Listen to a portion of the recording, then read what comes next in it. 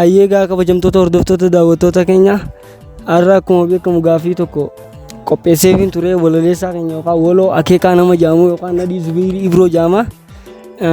Mee haala uummanni Harargee amma keessa yeroo kana bifa walolootiin bifa walolootiin ta'es bifa yaadaatiin ta'es akka nu ibsu kabajaan isa gaafanna.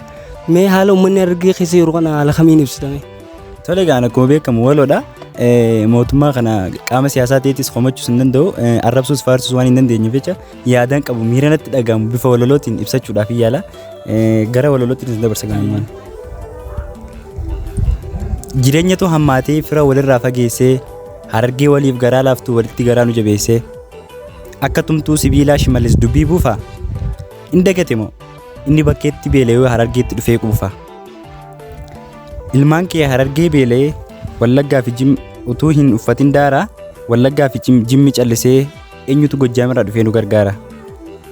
Nuti Rabbirraa hin hongoyne humaa miti jiraadhu callisii sababni beela'uu keenyaa bu'aa shimallisiin jaan galatoomaaf fixadheetiin jira. Akkasuma gaa kabajamtoota hordoftoota daawwattoota keenya mucaan isin argitan qacalee nama jaamu kana waloo akeekaa nama jaamu TikTok isaa haaree banatee jira. Waloloo adda addaatiin isin waan bohaarsuuf dheexanii TikTok isaa waloo akeekaa kajaamu san follow like akka gootaniif asumaan share illee akka gootaniif kabajaan isin gaafanna akkasuma galatoomaa isin hin jechuudha.